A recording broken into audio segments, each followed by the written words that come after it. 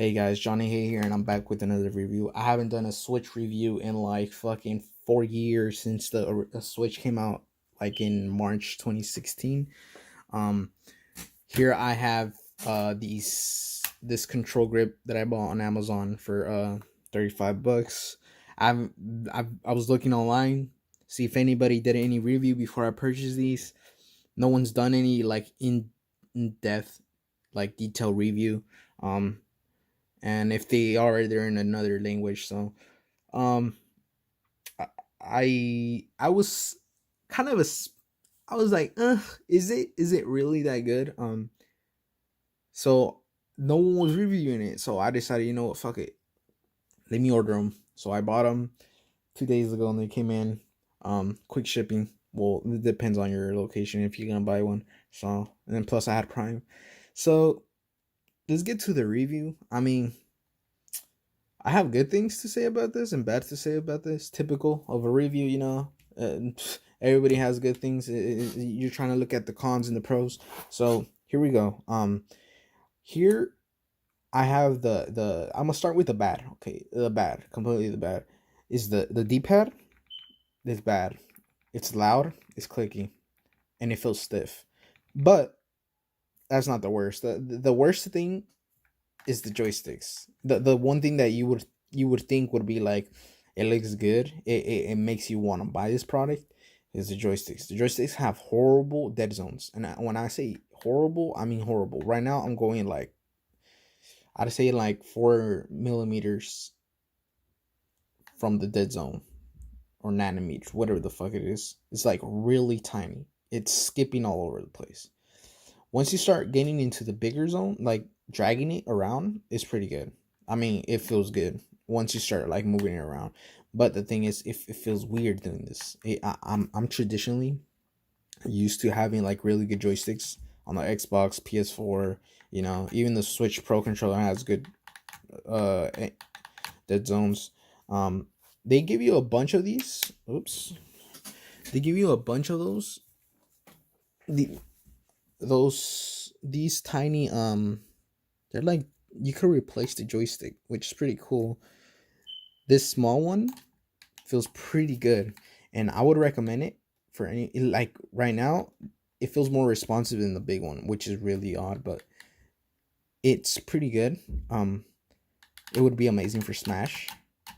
I wouldn't recommend this if you're thinking of like, oh, you know, I have joysticks, I'm gonna be able to play better, like on Fortnite, Roll Company, any first person shooter. If you think this is gonna level up your gaming, you're gonna become like somewhat better, you're gonna have an advantage. You're not. It's literally almost the same thing. I would say maybe even worse because bigger dead zones. But the joysticks on the Joy Cons, they're awful too. So you're not going nowhere with them. Like, you're pretty much screwed right now in the handheld market for like good joysticks. I wouldn't mind if they released a version like this for like $80, really high end. The back has rubber. The joysticks are high quality, high end, low dead zones. It would be amazing, but I don't think it's coming, because it's been out for like almost 4 years, and it's no good. It's literally still nobody's making a good product. But hey, this controller overall, I'm gonna get to the good stuff. This controller overall feels amazing. It does feel like a controller. If I would say it doesn't feel like a Xbox One or a PS4. It feels different. But it feels like a controller either any other way. Um, the buttons, these are okay. I'll pass with these. They're not annoying loud, and they're not stiff. They're mushy. But they're not complete loose. They're in the middle. It doesn't feel cheap, and it doesn't feel expensive. Um, Same goes for these controllers right here. Um, the back has this texture that makes it give you a grip. It's still plastic, nothing special. That's what I'm saying. If they make like a expensive, like a really expensive high end version of this that had a rubber, would be pretty good. Had high end triggers. These triggers, they're good. They're good. Don't get me wrong. They feel like actual triggers. They don't feel cheap, but they don't feel expensive. High end. The buttons, okay, I can live with this. I mean, it's pretty loud, but it's $35. That's the one thing that you guys should keep in mind.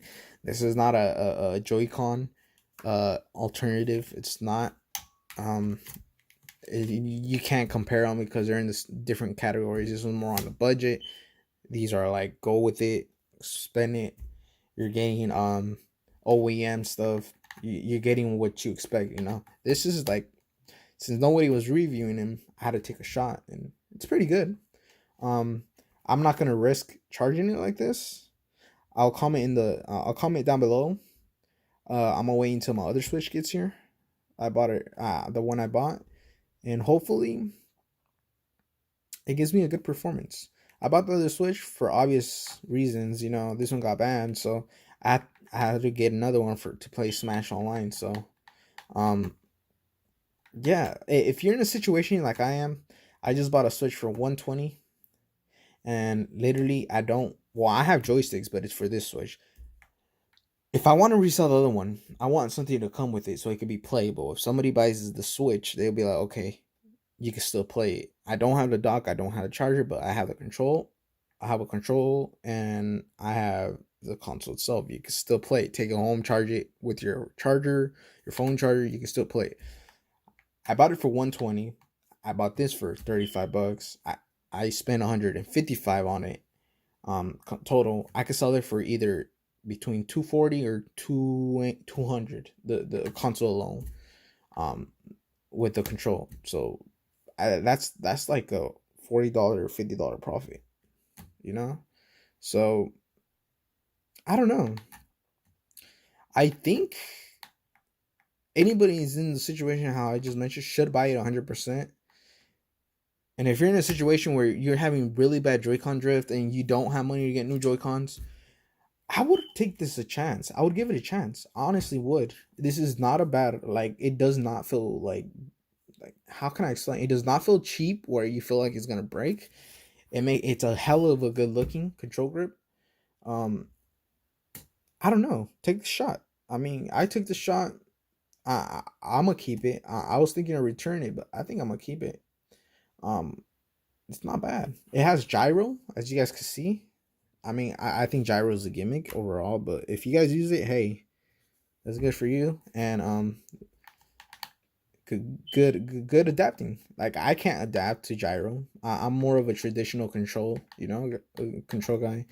Moved to mouse and keyboard, and now this feels horrible. It kind of triggers me that this type of thing exists on a Switch, which you would think is like a really high-end company, but they still go for it. I don't know why they go for it. That's probably why they haven't ported Call of Duty, any type of like game like that. It's not gonna happen because this is not playable. Like right now I'm playing Crysis and it feels like shit. Maybe if I was stuck in a situation where I only had a Switch, maybe I'll adapt to gyro because that's the only thing that's maybe saving FPS. But overall, I do recommend this product, honestly. If you have $35 or you have $40, you don't have more than 40, you're in a budget, you're pretty broke right now. Everybody's broke because of the pandemic. So go for it. Take a shot. I don't think you'll be, well, the only thing that might disappoint you might be the joysticks, but overall, product recommended. All right. Laters, guys. Peace.